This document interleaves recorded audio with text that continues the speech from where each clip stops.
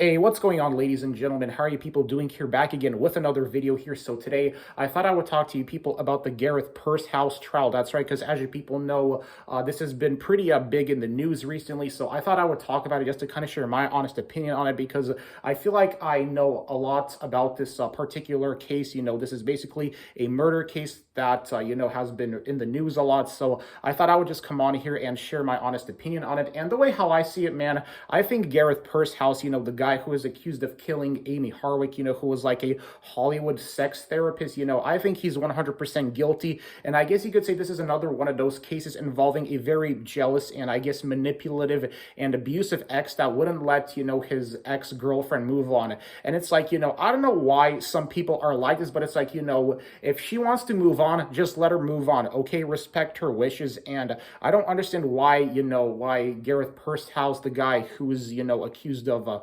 unaliving Amy Harwick, why he would stoop down to this low level. Now, obviously, this guy, it seems like that this is another one of those cases where, it involves basically, how it's like sometimes, people are just sociopaths, they think they can just control you like that. And, I can't imagine what Amy Harwick went through behind closed doors, when she was dating Gareth Pursehouse. And in my honest opinion, man, this is just another one of those really just sad cases involving, somebody having their life cut short, all because some people are just really crazy and screwed up in the head. Like, there's no other way to describe this. This is one of the saddest, of course, murder cases I've ever, came across in the news, in terms of the news recently and all that, because sometimes, this story pops up on my news feed a lot. And the way how I see it, man, I personally think Gareth Pursehouse, I think he's going to get found guilty, and I think he's going to get most likely life in prison, just because, let's be honest, I mean, the evidence in this case is really overwhelming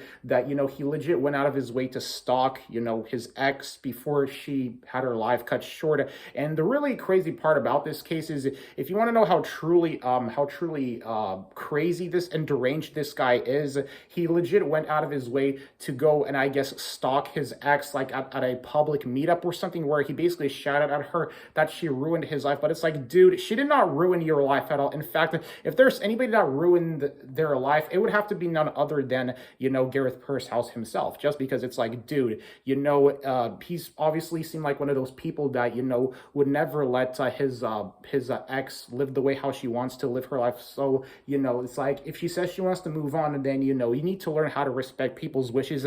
And it's just a real shame in this world that we have people that, choose not to respect people's wishes. Like in this murder case here, I personally don't know what else I'm supposed to say about this. One of the most, like I said, man, this is one of the most saddest and one of the most tragic murder cases I've ever came across in the news recently, that it just makes me realize here, why are people filled with rage, with jealousy, with envy, with hate? It's like, like, obviously the best way I could describe, the accused killer of of Dr. Amy Harwick is, I'm not a therapist, but I can imagine he was like one of those guys that was always filled with jealousy, anger, hate. And it's really sad that people let anger and hate control them, and this is another great example of why people should maybe learn to let go of the anger and the hate they possess in their body, okay? Because it's like, especially with everything that's going on in this world, it just seems like everybody nowadays is always filled with either anger or hate, and, that is just a very bad trait, in my opinion, to have. And in cases like this, I just don't understand, like, why he would do this. But apparently, like, on the night she disappeared, he apparently went as far as, I guess, throwing her off of a balcony. So you could honestly see how really crazy and deranged this guy is.